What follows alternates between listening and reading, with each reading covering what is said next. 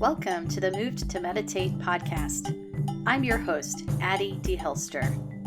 This is a place for vibrant discussions about mindfulness, movement practices, and ways to find more balance and presence in daily life. Here you'll find resources to help you progress on your path, as well as insightful conversations with mindful movement, yoga, meditation, and Dharma teachers from a range of traditions. On this podcast, we spotlight embodied approaches to mindfulness and the more contemplative aspects of movement practice. Listen in and connect to a community of like-minded practitioners.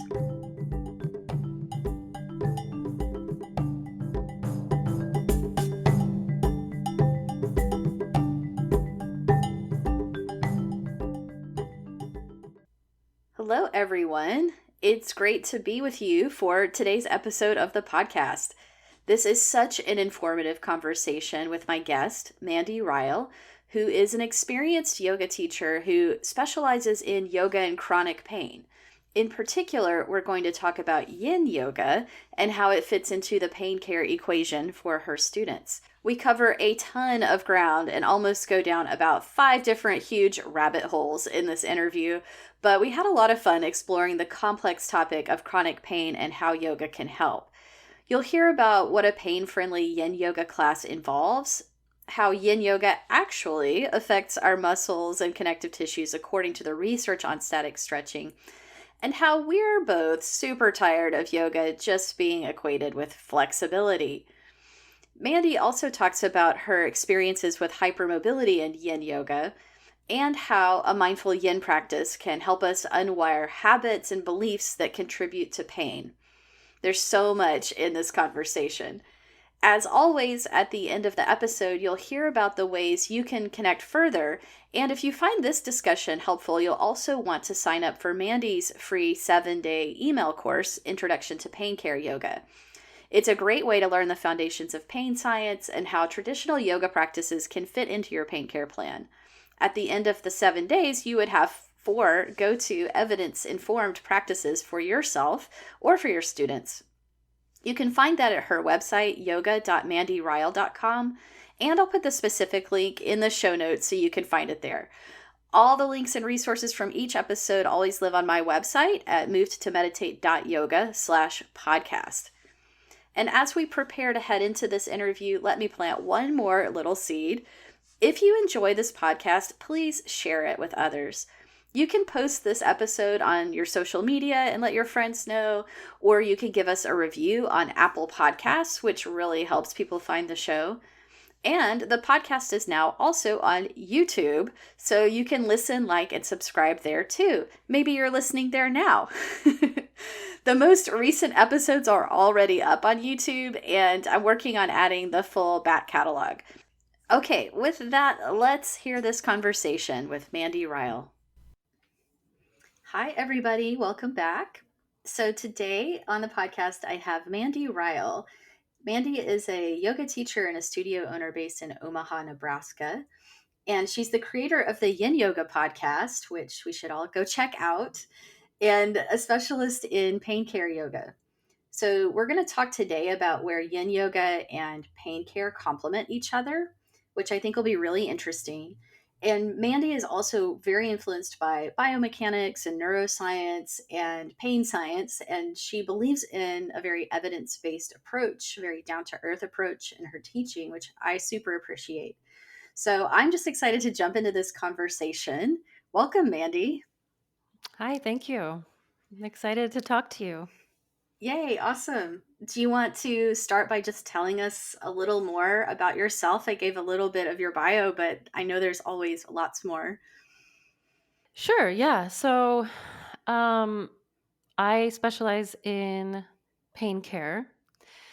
Evidence-based pain care is a lot of things. So what we see in the evidence is that the best strategies for helping people to heal their pain are multimodal strategies. So Mm, what we can see is that medications are pretty poor at resolving pain, both in the short and long term, unfortunately.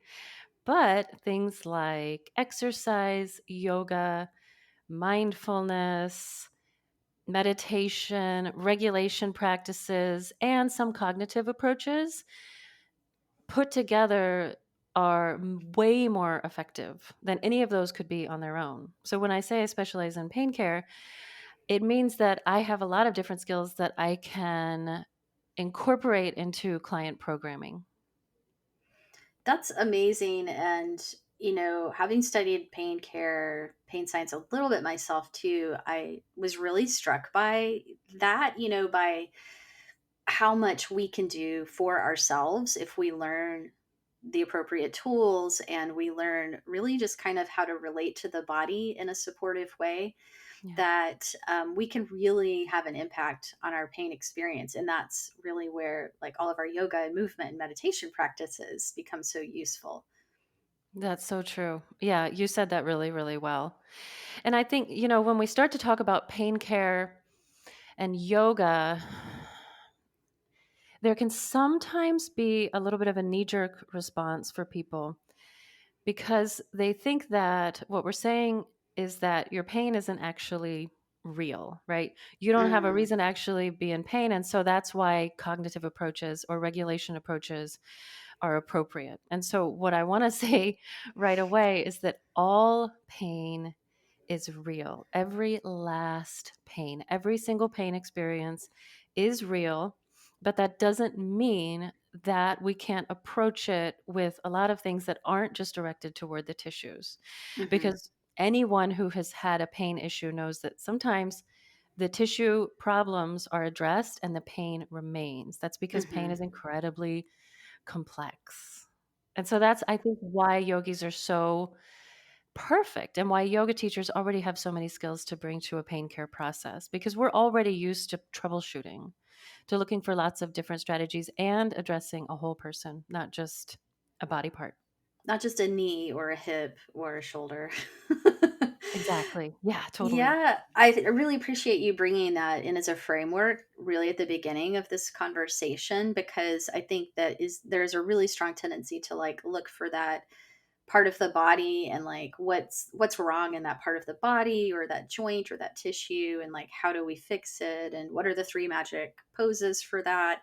And that's not really what we're going to talk about. We are not going to talk about that. Sorry everyone. It's a little more complex than that, but maybe in a good way, actually. In such a good way, in such an affirmative, empowering way. Yes, so much better than just here's the three poses if you have back pain. Where do they come up with that stuff? I don't know. I don't know. It's just like it's easy to Google or whatever, but it doesn't actually work.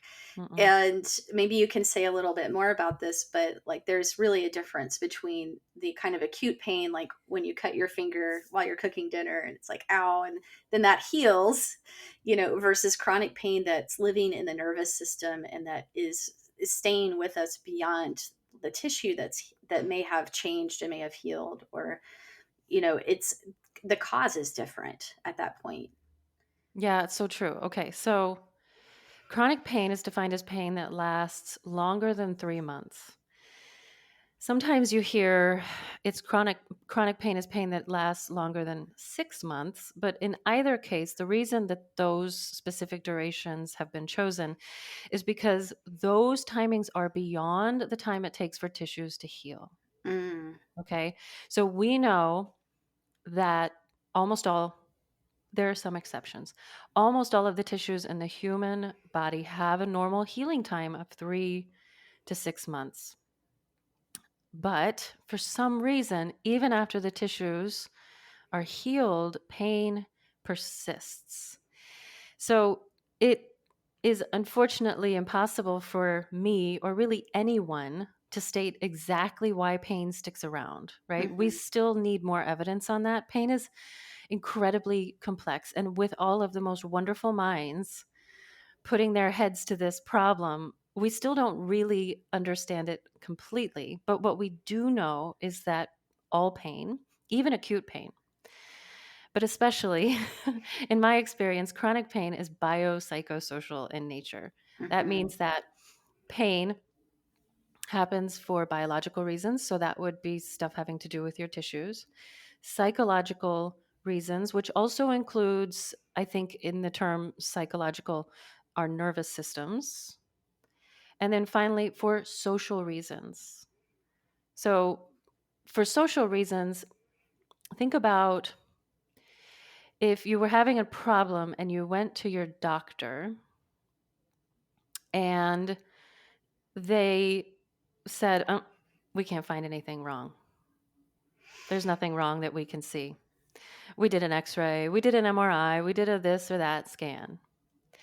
And sorry, we can't really help you because we can't find anything wrong.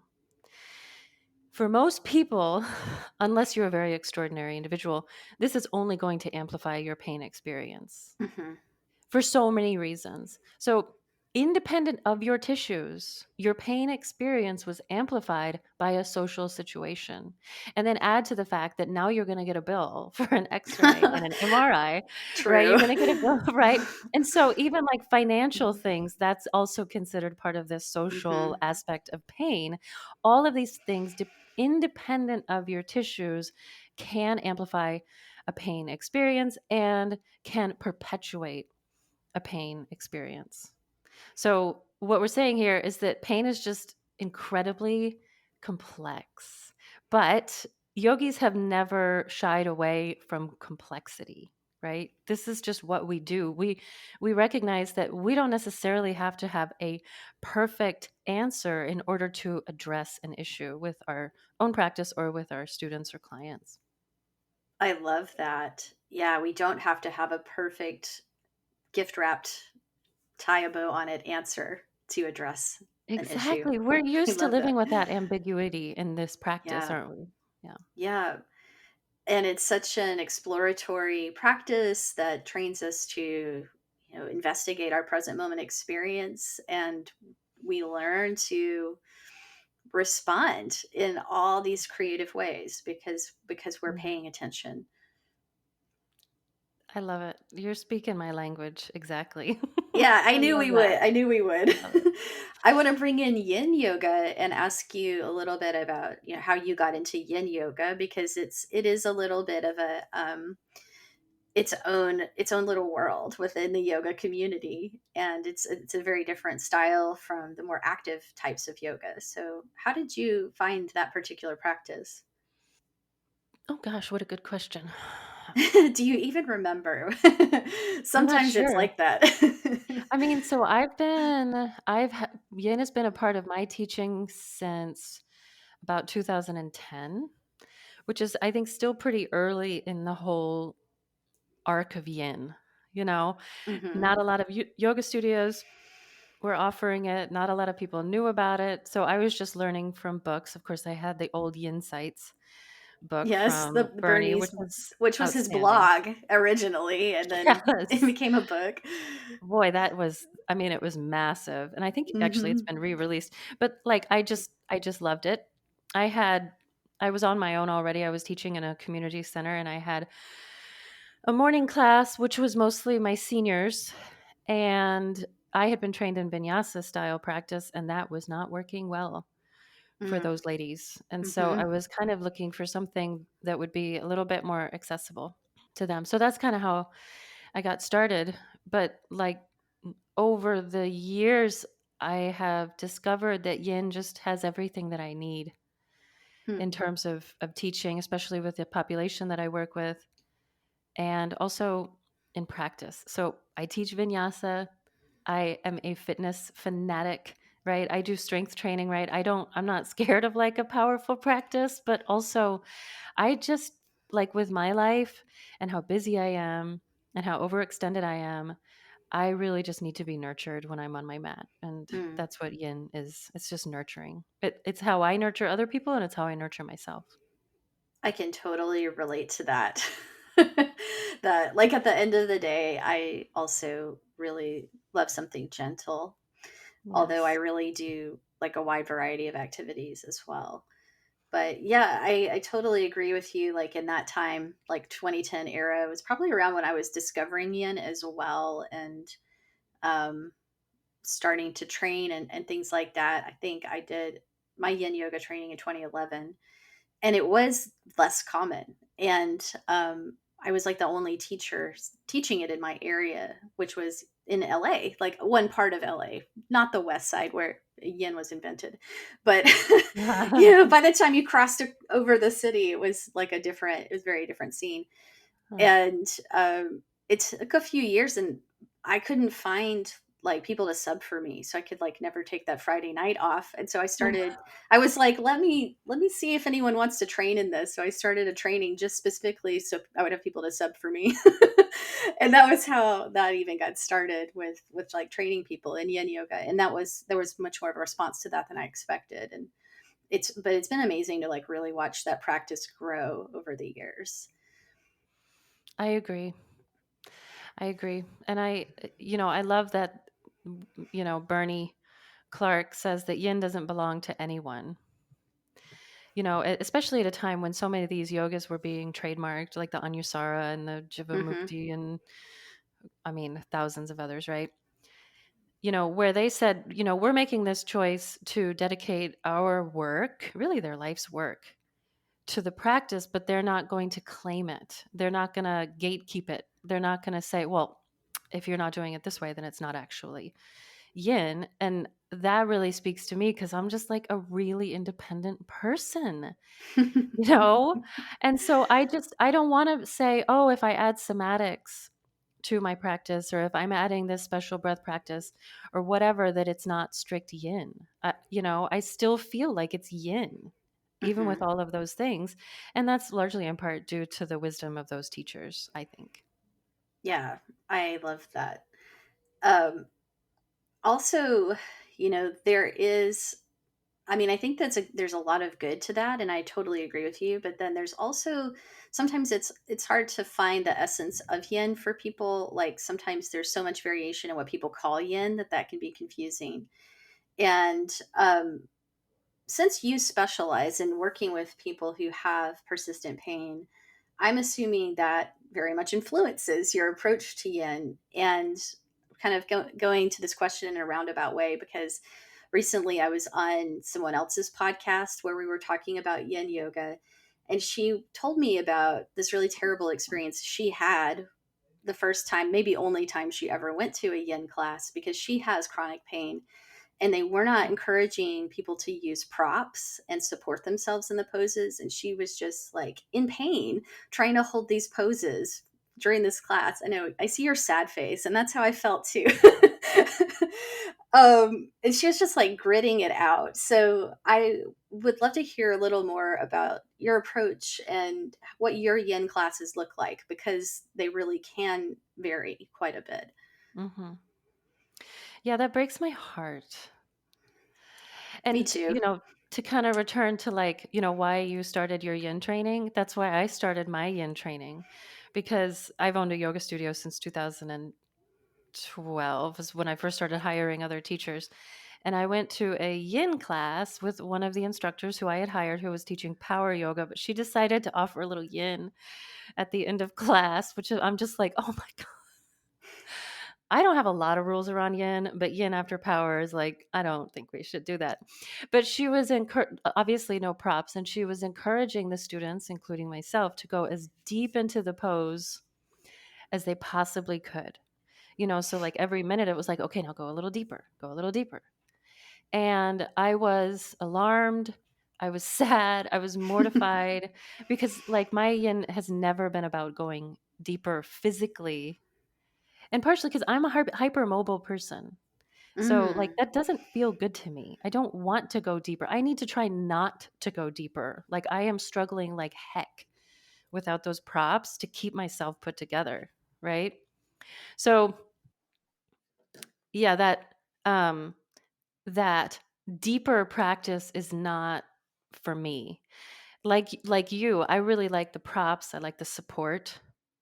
I think that's just so important. Whether you're somebody who has hypo mobility, so a little bit less mobility perhaps than the average person, or hyper mobility, like a lot of yogis, like Hmm. probably 30%, just conservatively, 30% of us are hypermobile. So, for me, and again, I always tell my students, like my trainees, that you should teach the practice that you want to do, because the people who move like you will find you. Hmm. And so I teach the practice that I want to do, that I need. So I use a lot of somatics. So those would be just generally just really non purposeful movements. And there's a way to progress non purposeful movements toward a purpose, toward a learning, without necessarily hammering away at it like you might do in a vinyasa class, right? Where you Hmm. do those dynamic movements because you have an intent. We're doing the splits, right? We're doing king pigeon. In a somatic movement, there's no intent except for to learn more. So those somatic movements are what help me to feel put together Hmm. in my practice. They're what help me to find that integrated awareness that's really difficult for me. I know you're a great meditator. I'm not a natural meditator, but the general movement, the breath, those punctuation marks of the held poses for duration, those are what help me to maintain that awareness. And I think it's so, um, honestly, I just think it's so healing. Hmm. It's healing to move and learn, and it's healing to be still. Hmm. So I would say the way that I teach and the way I practice is the same. I use a lot of somatics. I'm not one of those teachers that's going to choose 5 poses and hold you the whole time. Although after many years of not doing that, I actually would be curious about revisiting that in my personal practice. But then you actually have to revisit that when that's not what you what you need. You know what I mean? So, Yeah. yeah, but I love that we can all do that differently. We There's can. so So yin. much to unpack in what you just said, and I really resonate with that. And also, I adore somatic exercise and somatic movement, like Feldenkrais and Hannah somatics, Yes. and like that whole realm. And I think that it actually is a great complement to Yin because it tends to be like these little. I call them micro movements, but it Mhm. brings us into like the subtlety and the awareness of the body and some really beautiful ways that are very pain friendly, by the way. Oh my gosh, yes. Yes. Yeah. But I want to touch back too on the hypermobility issue that you brought up because I've also seen a lot of controversy around that with yin yoga because we are holding the poses a long time and because of what may or may not be happening in our tissues when we hold poses for a long time, like in a static stretch. There are definitely camps of people who would say if you have hypermobility, then run the other direction, don't do yin. And I'm just really curious what your take is on that, or if there's ways that you kind of work with the yin to make it friendly for your hypermobile body. Yeah. And so I will say that in terms of hypermobility, I'm not on the far end of the spectrum, thank goodness. But, we cannot teach yin without encountering a lot of women, especially who are very far on the spectrum, because for some reason we're just drawn to yoga. Even though maybe we could engage in some other things that might be more supportive for our hypermobile bodies. So, how do I approach teaching and practicing as a hypermobile person and as someone who Hmm. teaches hypermobile people? Exactly. Yeah. Okay. Um, I I agree with you that a lot of support is required, because the problem isn't going deeper into the pose if you're hypermobile. It is not going too deep. Holding yourself together. So the support serves really the same purpose as it does it in the person who is hypomobile. It Hmm. just it keeps us together, right? For the hypomobile person, they need to stay together mentally because it's so intense, right? So that support allows you to stay in the moment, right? To Yeah. have mind and body in the same place at the same time, right? But for the hypermobile person, it's like really it feels physical. It keeps me together. So Hmm. the support is like essential because we don't want to go deeper. We want to have an experience of being in our body. And then the other component of that is going to be those gentle somatic movements, because we know that hypermobile people tend to have some issues with proprioception. Mm-hmm. They have a lot of trouble figuring out where their limbs are in space. Anybody who's ever had a really hypermobile person in their practice or is hypermobile knows that sometimes you give that instruction, bring your knee to your chest, and that knee goes anywhere but your chest. There's something about that tissue connective tissue condition and how we perceive our body that makes it a little bit harder to integrate those cues, obviously. So the somatics give you lots and lots of opportunities. And that's the other thing I love about it is there's no wrong in somatics, right? So I might see my hypermobile friend over here in the corner, and they've got something really unique and interesting and strange going on, but it's not wrong. It's not wrong. Like if I can say, I do believe that she is still getting the intent of this, I'm going to let her roll with it, Mm-hmm. that freedom. So the gentle movements, the support, and also really if your values as a yoga teacher are about developing flexibility, then that's going to shine through in Mm-hmm. your sequencing, in your theming, right? In your attitude, in your interaction. But if your values as a yin teacher is body awareness, is body regulation, then you're not going to be emphasizing those poses which pull you too deep. It's just Mm-hmm. not going to happen. And, I think that I really wish as a yoga community, but especially, honestly, especially as a yin yoga community, we could move on from the conversation about flexibility. Right on. You know what I mean? Yes. It's like flexibility is the Mm-hmm. least interesting thing about yoga and yin yoga, especially. And, all these concerns that we have about, creating these micro failures in our connective tissues by holding these poses too long are completely bogus. Hmm. So, stretching our tissues does not make our tissues more flexible. It just doesn't. Like if someone shows me the research for it, then I will change my opinion. But there is zero research that stretching tissues adaptively lengthens them. In fact, we see the opposite, that stretching tissues actually makes tissues more efficient Hmm. and potentially more able to withstand stressors. Right. So think about it. Like if you're always contracting your biceps is going to get better at contracting, right? If you're Mm-hmm. stretching, then your biceps is going to get better at resisting that stretch. And so that's what it does, right? So Mm-hmm. flexibility, if you are a practitioner who's looking for a practice to make you more flexible, I would definitely recommend some full range strength training because we It's so do have the research. counterintuitive to people, though, like Yes, what you're saying. And I totally agree and appreciate this because it is what the research points to, but it's so counter to the like mainstream of what people believe, yeah. which is It hard. sounds true-ish. If I stretch it out, it'll get longer. Yeah, it's like we've known that since we were born, or we've been told that since we were born, We and have. so when we try to correct that perception, it's a very difficult thing to explain. It seems like, Indeed. yeah.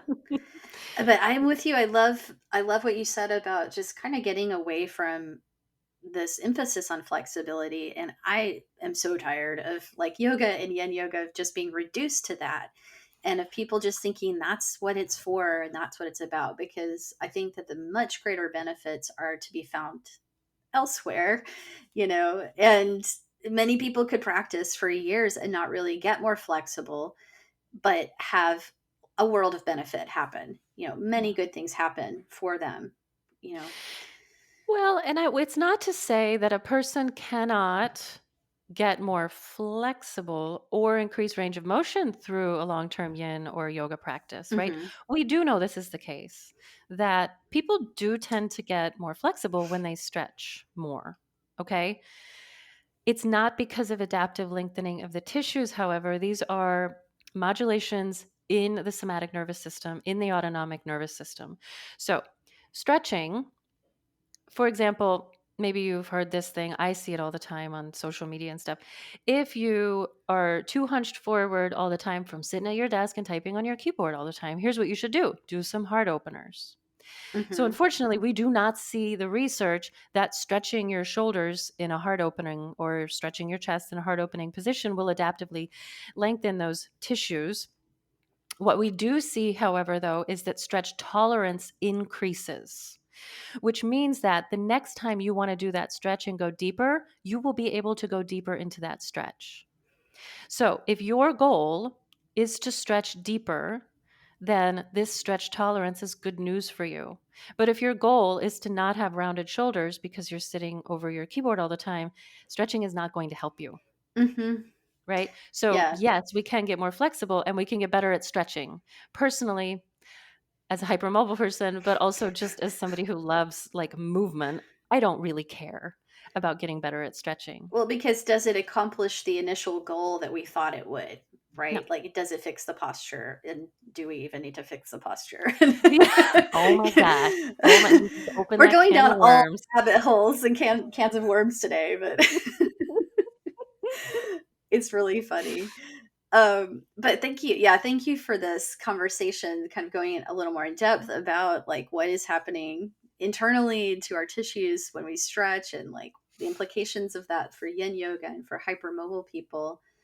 But I want to bring it back to the kind of initial question of pain and like people who have pain. People with hypermobility may be in that category, but there's more.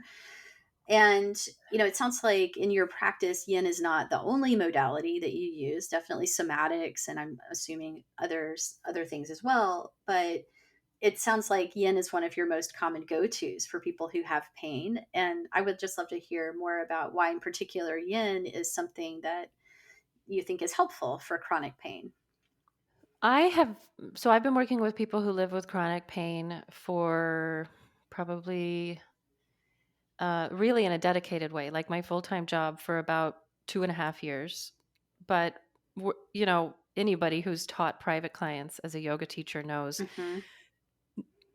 95% of them come to you because they've got this back thing or this hip thing or this shoulder thing, right? It's one of So, the main reasons people even start a yoga practice, to be honest. It's just like pain is in every yoga room. it is in every single, yes. Whether they're coming to you privately or they're in classes. Yeah. Well, and pain is everywhere. It's a part of the human condition, right? Hmm. But that bothersome pain is what brings people to private sessions with yoga teachers, especially experienced yoga teachers a lot. So like I've been working with people who live with pain for a lot longer than I have really felt like I understood pain, which is only something that I've really felt probably for the last 3 years. I did a pain science mentorship with Neil Pearson, which was really eye opening, really Hmm. wonderful. So the thing about working with people in a dedicated way with chronic pain that I notice is that almost all of them have some anxiety. I have yet to meet a client who comes to me for chronic pain who does not tell me that they've got some anxiety. I hear things like, I'm a kind of a tense person. I have trouble relaxing, right? So we know that what these people need is a little bit more self awareness. We know that they need to have a little bit more mindfulness, present moment mindfulness in their lives. But good luck getting an anxious person to sit down into a meditation practice, right? So yin is like that's where it's at. Hmm. The focal point, the dhyana, if you will, is the physical body. So it provides that gateway to mindfulness and awareness. Um, It also provides a container for experiencing the body in new and different and novel ways. Hmm. So, someone who has a chronic pain issue is, it's almost like that pain becomes a habit that they can't break. And the longer that habit goes on, the more likely it is that the pain will move to other places. So, where someone might say, initially, I've got this problem with my hip. And then, they come in and they're like, why is it in my knee? And then next week, I'm feeling it in my back. So, there's this concern that they've hurt their knee now, they've hurt their back. Now their shoulder hurts. Now I've got migraines, right? So, what we actually know is that the nervous system is sort of like getting on board with that pain habit. It's like, oh, yeah, let's make this happen. Hmm. And so it can be difficult to feel things in the body that aren't pain. We're just we're just suddenly wired for pain. So yin provides those novel inputs that allows you to, first of all, feel and experience other sensations in the body, which may or may not be pain. It could be stretch, right? It could be a muscle working. It could just be uncomfortable. Or it could be nothing at all, which in my opinion is the very best thing. When you're like, Neutral. whoa, I don't feel anything in my Yeah. knee. So, having that experience provides so many important firsts in the getting out of pain journey. That's It's, huge to it is huge. really be able to sense something when you've been sort of stuck on the pain, and your system is kind of like trying to protect itself, so it's getting really vigilant about noticing pain, and it's getting really sensitive to pain and this pain and that pain. That's really huge to kind of break that cycle by beginning to tune into other sensations, that they Yeah. actually exist, that there is a bigger range there. Yeah. So, it provides that psychological support that, like, oh, I can feel other things, which is huge. So, it starts to provide that sense of um, confidence in the Mm, body, maybe a newfound curiosity about the body when previously there had only been avoiding and running away and trying hmm. to get out of it all the time. Now I can pay attention to my body in a really positive way. But the other thing that I think is really important about yin in my practice is that it starts to change that habit. So when we practice consistently, when we have a regular practice, and I think, having a coach to sort of help you guide that practice, you can start to unwire pain. So where pain might have become this habit that's wired in, it's wired into the body part, it's wired into the body region, spinal cord, the brain, the thoughts, the beliefs, the feelings, the memories, the predictions. Mm, Now we can change that prediction. Oh, so when I do this movement, it doesn't hurt my knee anymore, right? And we can start to change the feelings about it. I'm not afraid of this, right? And we can start to change the movements. It's safe for me to do this movement. So now I think I'm going to try a lunge, right? So mm. we're developing the confidence, we're building up the muscle, the other tissues in the area. So, especially with the knee, we know building muscle is really important, improving the quality of the meniscus, the tissue within the knee. And of course, even the actual joint surfaces, those can all be improved with loading, which we do in yin. I think it's probably better done in strength training practice. So this initial experience of feeling something new in the body is a gateway to unraveling this pain habit, just one little piece at a time. Mm. But I think with a guide, you're unraveling those pieces at a level that you feel comfortable with in a sequence that makes sense for you in your life. Someone who can help you find the stepwise progression in that, so that you you can kind of go, is it okay to do this? I've been really afraid to do this movement for a while. This has caused me pain in the past. And we start to gain that, step by step by step, by trying things and breaking Yeah. it down into like those little baby movements, and then Yeah. building on them. And then it's no longer my bad back or my bad shoulder, whatever permanent label that we've given to that part of the body out of fear. And like you said, the avoidance. Yeah. Yeah. I mean, we know that fear is absolutely correlated with the chronicity of pain. So even a teacher who doesn't have experience guiding people necessarily into a chronic pain healing process knows how to help people to unravel fear. Hmm. If we can Wow. unravel fear, we can do a lot. And the thing about that experience too of having a teacher by your side or a coach is that it's not a linear process. It's not like Monday was pretty good, so Tuesday's going to be better, Wednesday's going to be even better, and by Friday I'm going to be fine. It's not a linear process. It's a lot of up and down. There's a lot of trial and error. And so having that person that you trust saying, you know what, we had a little setback. Let's kind of recalibrate. Let's get together and let's see, where do we need to go from here? It's okay. This Hmm. isn't the end. You didn't do anything wrong. This is part of the process. Oh, that's so helpful. And with yin, how do you think that the time we spend in the poses and like the slowness of the practice support this whole process? It's that level of confidence that I'm not going to be wrenched around to all these different positions. I'm going to have all of this time to make really sound, educated decisions on my own behalf. Like there's nothing saying that you couldn't do, a regular vinyasa practice as someone who is living with chronic pain. Of course you could. You're strong, you're stable, you're resilient, you're adaptable. You can do it if that's what you want to do. But sometimes it can feel very threatening. And again, that fear is such an important part of the pain puzzle.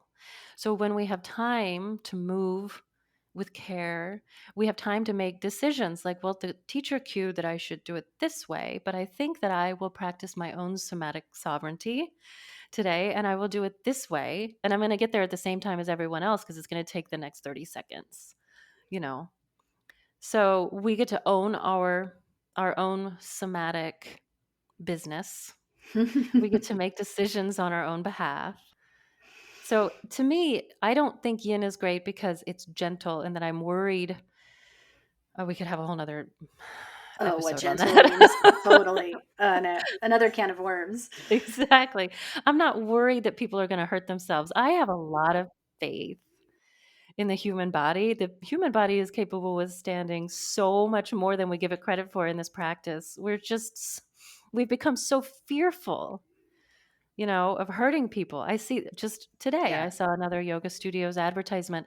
We teach the safest yoga classes in town. What is this setting up your students for confidence, for Hmm. somatic sovereignty, or is it making you the gatekeeper of their safety? Yes. It's Yeah. very concerning. It's a very concerning trend. Yes. Well said. Oh, thanks. I totally agree with that. But I think what I want to touch on is I was listening to an episode on your podcast where you talked about, when we have pain for quite a while, it actually can affect our perception of the body and our body image, or maybe you'd say Oh, like the map your brain is drawing of the body. And I think that's such an interesting um, side effect of having those negative pain sensations, and how yoga and yin yoga in particular might help to kind of redraw that map for us, or how we can restore our body image through a practice like this. yeah. Cool. That's a cool question. So there's a really great book called The Body Has a Mind of Its Own, I think, and it's all about body maps. Hmm. We have thousands of different maps in our brain and our body that are related essentially to maintaining homeostasis or maintaining social connection. Um, we have motor maps, we have belief maps, we're filled with maps, right? And so the the physical body in combination with these maps, or we could call the body schema, combine to create the body image. And the body image may or may not be tethered to reality, right? Hmm. So, it when you lay on your mat in shavasana and one side feels bigger or heavier, sometimes it feels hot or warmer.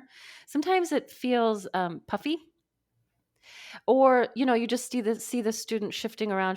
I'm trying to get symmetrical, right? Even though their body is more than symmetrical enough, right? So these are having to do with the body image. It's not like one side of you is puffier. Or if you've had, let's go back to the knee. You've had a knee problem for a while. You close your eyes and you think about your knee, both knees, one of them, the one that's in pain, is probably going to feel huge, Hmm. right? And the body image is also related to how we move. So if your body image is that I'm very delicate, like, by the Mm. way, a lot of hypermobile people feel, myself included, I feel very delicate, right? I feel like stepping Hmm. off a curb, even though I walk a couple miles a day, I strength train. Um, I feel delicate, right? So how are you going to move around if you don't overcome that? How are you going to move? You're going to be protecting yourself all the time. Whereas someone who feels really robust and strong, how do they move? So the Hmm. delicacy or the strength are purely within the body image, and yet they have a very real consequence to how we use our body.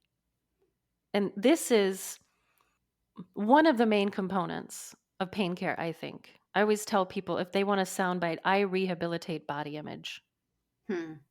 through movement. And I think somatics are really great for this.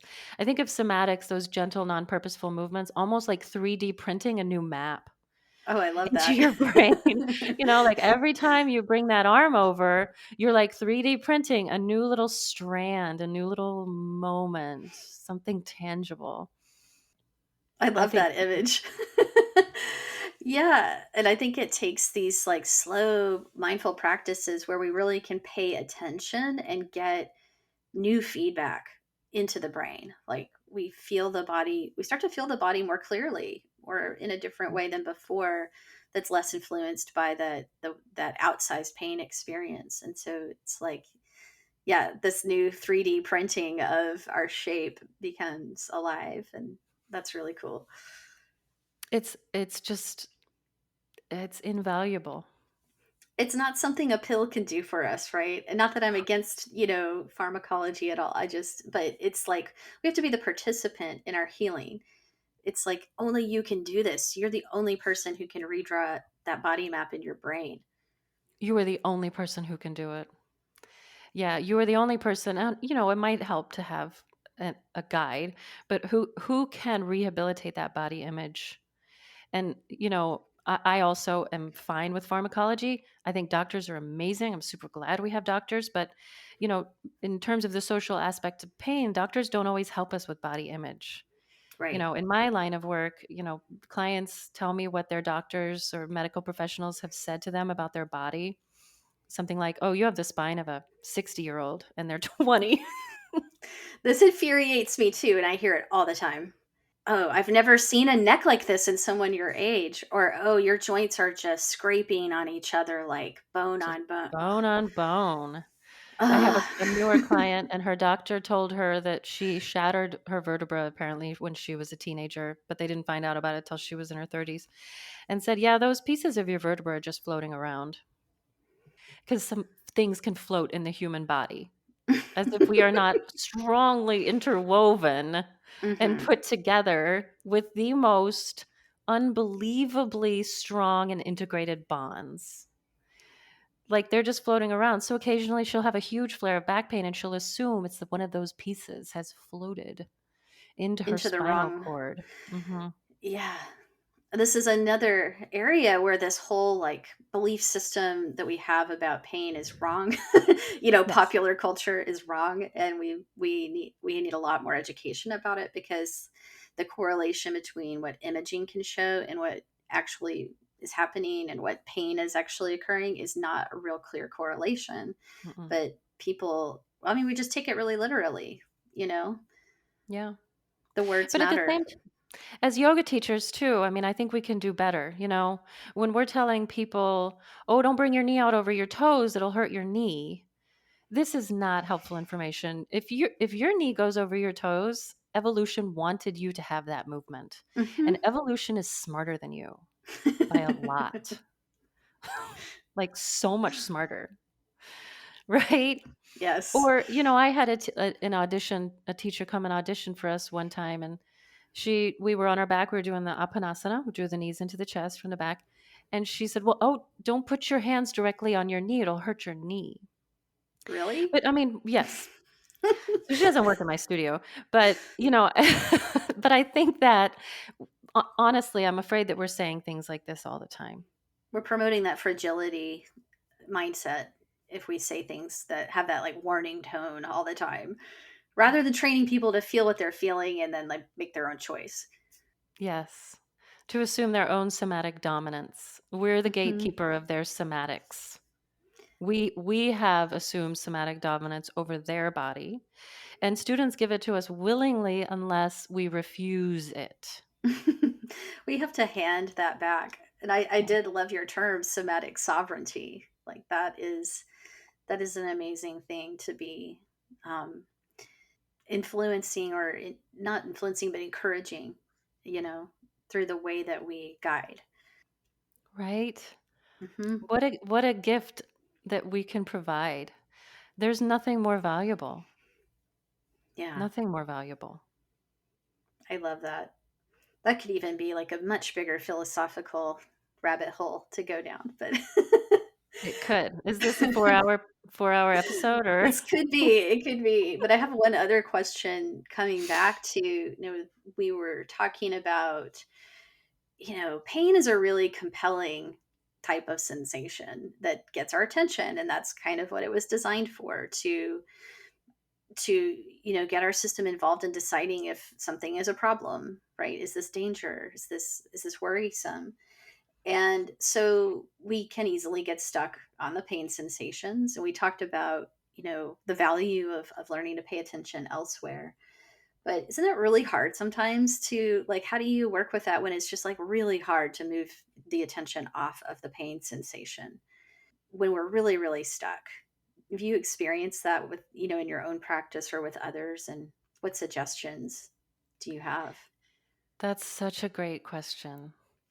So, I actually recommend that my clients, and this is one of the first practices most clients learn, is, and I got it actually from a meditation practice from Tenzin Young called free floating awareness, where instead of um, trying to avoid paying attention to the painful part, you actually bring this non judgmental awareness directly to it.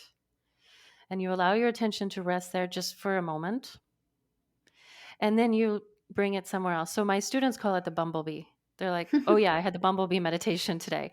It's basically you let that little bumblebee come over and it's just going to check out this little flower, this little painful part.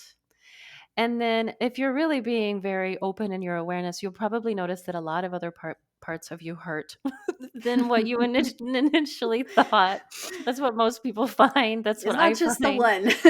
It's not just the one. Oh yeah, why does my left side intestine hurt so much? Or so you actually bring your awareness intentionally to the painful part, because pain science tells us that distraction is a very, very poor strategy for chronic pain. It Mm, works really great for acute pain. It's very, very great.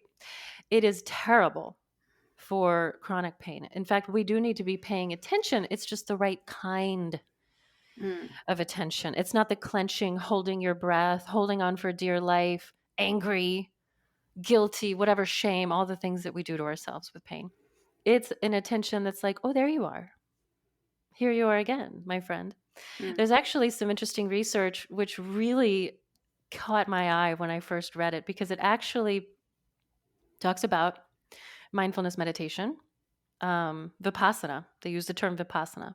hmm. That's what I was going to say. This sounds very much like a mindfulness vipassana practice. It is. Yes, Yeah. pain care is just mindfulness.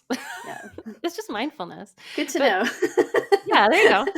It is a directed mindfulness. It's a Yeah. purposeful Hmm. mindfulness. But in this piece of research, they had people, and you could take this to the bank. This is like an actionable thing that anyone can use, because we know it works. It was a small group size in the study, but it worked. It was very effective.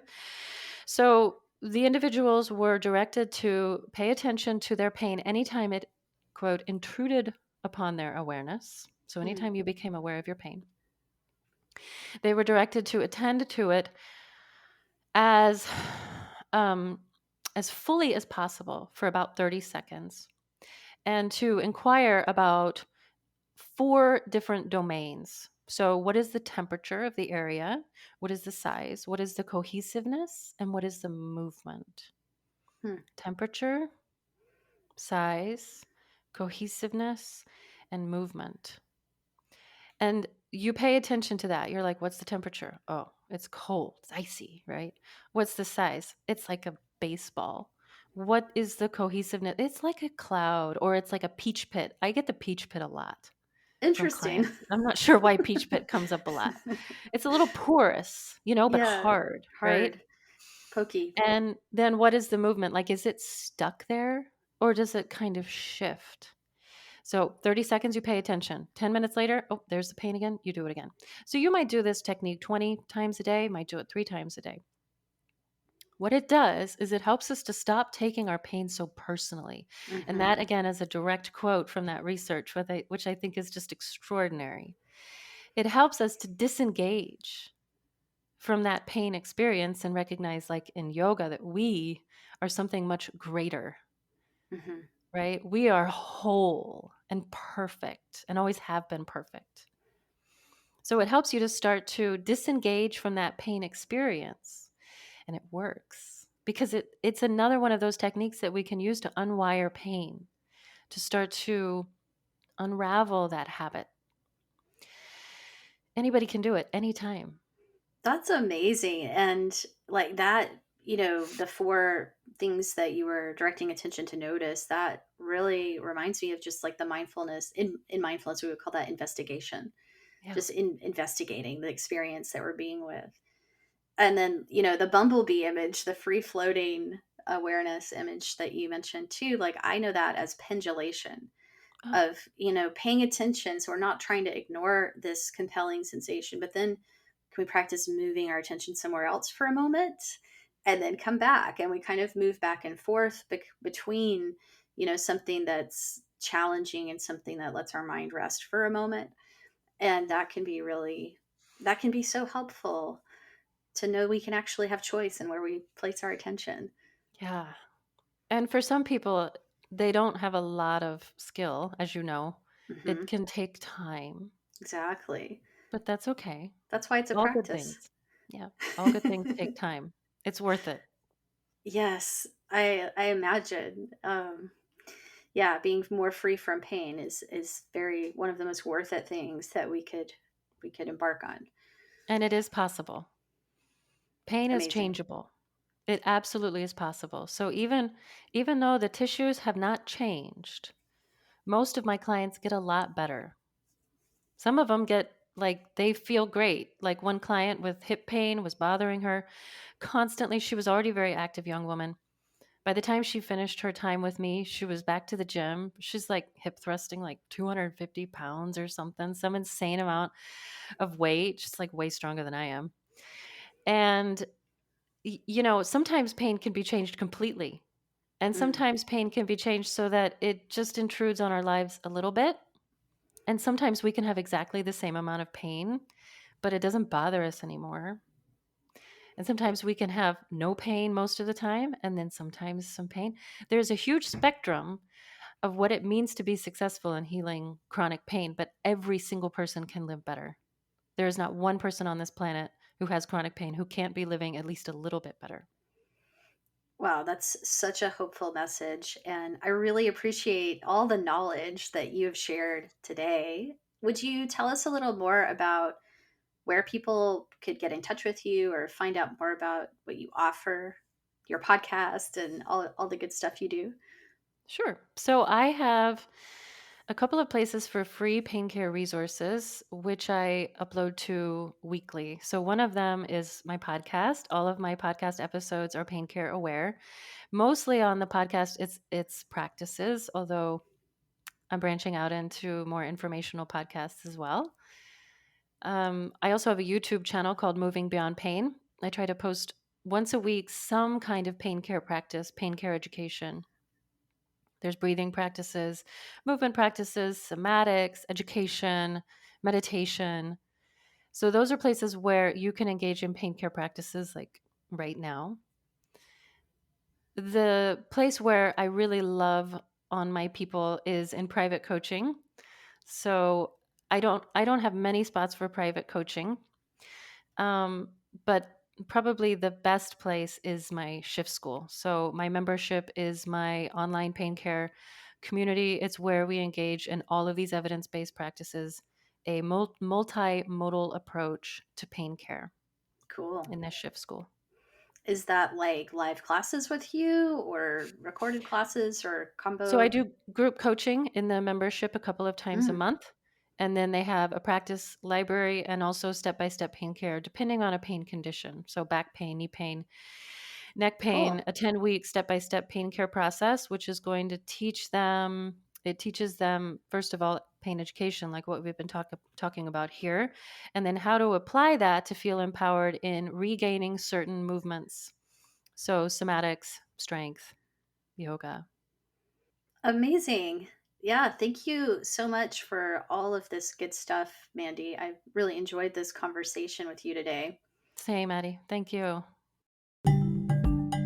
So that's today's episode. If you enjoyed this conversation, please share it with a friend, subscribe on YouTube, or leave us a review on Apple Podcasts and help others find it that way. To learn more about my work, the Moved to Meditate class library, courses, or teacher trainings, go to movedtomeditate.yoga. This is Addie D. Hilster. Thanks so much for listening.